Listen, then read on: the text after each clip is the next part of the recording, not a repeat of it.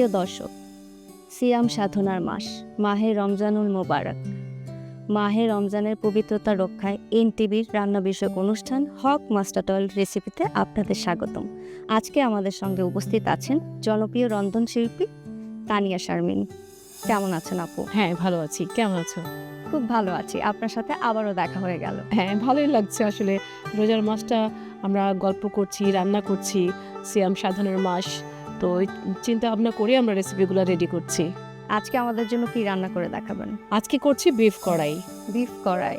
বাও, নিশ্চয়ই হক mustard oil দিয়ে রান্না। অবশ্যই হক মাস্টার্ড অয়েল দিয়ে করছি, কারণ এটা খুবই হেলদি। এটা হলো আনস্যাচুরেটেড ফ্যাট। আমরা অনেকেই জানি হয়তো তেল খাওয়া খারাপ, কিন্তু তেলের মধ্যেও কিছু পুষ্টিগুণ থাকে। তো বিফ তো আমাদের লাগবেই। এখানে বিফ আছে, ভালো মতো আমরা ধুয়ে নিয়েছি, ধুয়ে পানি ঝরিয়ে নিয়েছি এবং সলিড মাংসটাই নিয়েছি, এখানে বোনলেস করে নিয়েছি আর কি।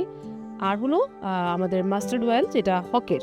হ্যাঁ, হকের, হ্যাঁ, খুবই একটা স্পেশাল আমার কাছে মনে হচ্ছে। সেই সাথে আছে গোলমরিচ, আর সামান্য চিনি যাবে, যাবে ধনে গুঁড়ো, যাবে জিরে গুঁড়ো, আদা বাটা, রসুন বাটা, লাল মরিচ গুঁড়া, টক দই, লবণ, কাঁচামরিচ কুচি, ধনেপাতা কুচি এবং স্লাইস করা আদা। বরাবরই আপনার হাতের রান্না তো অসাধারণ হয়, তো বিফ কড়াই আজকে আপনার হাতে খাবো। ওফ, আমি আর সহ্য করতে পারছি না। বিফ কড়াইটা প্রথমটা একটু ম্যারিনেশনে যাবে, যার জন্য আমরা নিব একটু আদা বাটা, দেব রসুন বাটা টেবিল চামচ করে, সল্ট দিচ্ছি এবং পেপার, গোলমরিচ হাফ টিস্পুনের মতো, গোলমরিচ।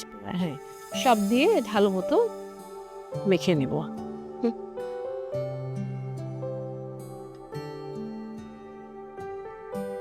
মশলাটা ভালো মতো মিশে গেলে এর সাথে আমরা দিয়ে দিব হকের মাস্টার্ড অয়েল। ঝাঁঝাল একটা ফ্লেভার, বোঝাই যায় ফ্লেভার পিওর, কালার তো দেখলে বোঝা যায় হ্যাঁ যে এটা পিওর। দিয়ে দিব হক মাস্টার্ড অয়েল 1 টেবিল স্পুন, দিয়ে এটাকে ভালো মতো একটু মিশিয়ে নেবেন।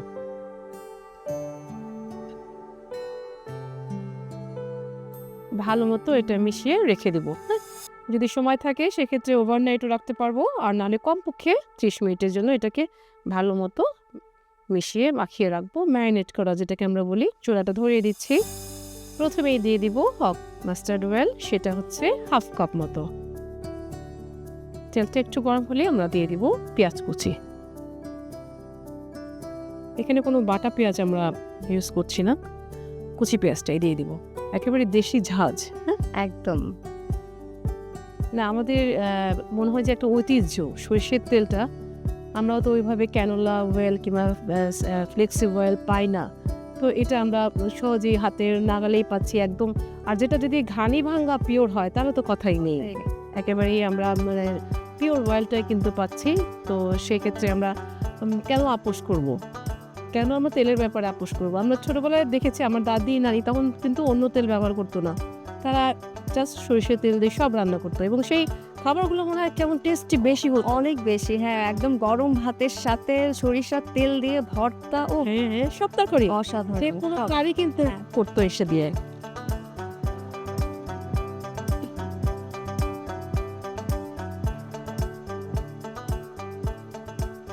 পেঁয়াজটা একটু নরম হবে।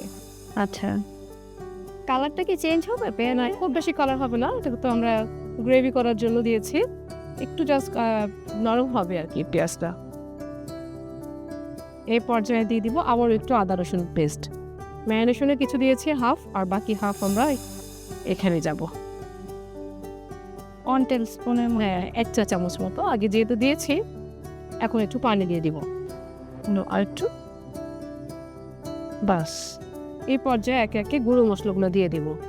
ধনে গুঁড়ো 1 চা চামচ, দিয়ে দিচ্ছি জিরা গুঁড়ো, সেটাও 1 চা চামচ, লাল মরিচের গুঁড়ো, সেটা ঝালটা যার যার স্বাদ মতো পছন্দ মতো, কেউ বেশি কেউ কম খায়, টু টেস্ট। ঝাল বেশি খাওয়া? ঝাল খুব বেশি না। আচ্ছা, তাহলে আমি মিডিয়াম। আচ্ছা 1.5 চা চামচ দিয়ে দেবো। এখন একটু পানি দিয়ে এটা কষিয়ে নিব, মশলাগুলো কষিয়ে নিচ্ছি, ব্যাস।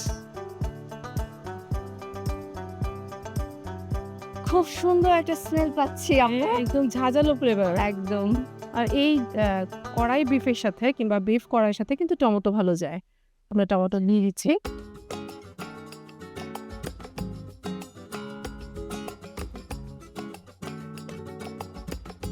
হ্যাঁ, দিয়ে দিলাম ফ্রেশ টমেটো। এর মধ্যে দিয়ে দিব টক দই। টক দইটা অবশ্যই ফেটে দিতে হবে। বিফ বরাবরই আমার খুব পছন্দ। বিফের যে কোনো আইটেম আমার খেতে খুবই ভালো লাগে। চিকেনের থেকে আমি বিফ বেশি পছন্দ করি। হ্যাঁ, ম্যাক্সিমামই বোধহয় বিফটাই পছন্দ করে। দেখা যাচ্ছে যে এই আইটেমটা থাকলে সাথে যদি পরোটা থাকে খুব বেশি কিছু সাথে লাগে না।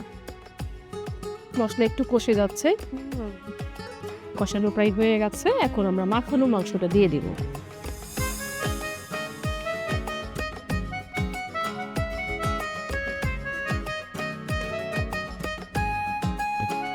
এটা ঢেকে আমার এটাকে কষিয়ে নিতে হবে কমপক্ষে 10 মিনিট। তখন এটা থেকেই পানিটা ছাড়বে, তখন আবারও একটু ঝোল দিয়ে ঢেকে দিব 20-30 মিনিটের জন্য। এই যে ভালো মতো কষে উঠেছে, আর দিও না, ঝোলটা দিলাম। এখন আমরা এটাকে ঢেকে দেব।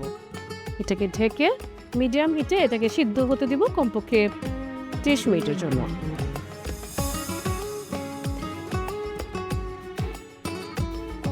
দিয়ে দিব ধনেপাতা কুচি। দেখো কি সুন্দর কালারটা চলে এসেছে। আমি তো আপু স্মেল পাচ্ছি। হক মাস্টার্ড অয়েলের সাথে মশলা মিলে মিশে একেবারে একটা অসাধারণ একটা সুগন্ধ বেরিয়েছে আপু। ঝাল তো আগেই দেওয়া ছিল, তারপরে চাইলে একটু ফ্লেভারের জন্য কয়েকটা কাঁচামরিচ দিয়ে দিব। আর যেহেতু টক দই দেওয়া ছিল, এটা টেস্টটা একটু ব্যালেন্স করার জন্য দিয়ে দিব একটু সুগার। টেস্টটাকে একটু এনহ্যান্স করবে, একটু ব্যালেন্স করবে। আবার একটু রেখে দিব জাস্ট 1 মিনিটের জন্য। এটাকে একটু স্লো হিটে ঢেকে রেখে দিব যাতে সমস্ত ফ্লেভার একসাথে হয়ে মিশে যায়, তেলটা একটু ভেসে আসে।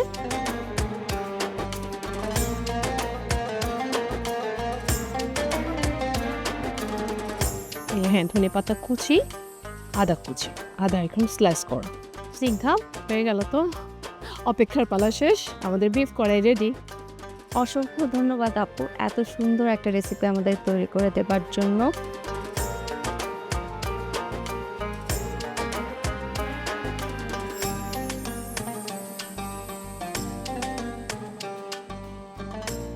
প্রিয় দর্শক, আজ এ পর্যন্তই। আগামীকাল হক মাস্টার্ড রেসিপিতে আবার দেখা হবে। দেখার আমন্ত্রণ রইল। সে পর্যন্ত ভালো থাকবেন, সুস্থ থাকবেন। আল্লাহ হাফেজ।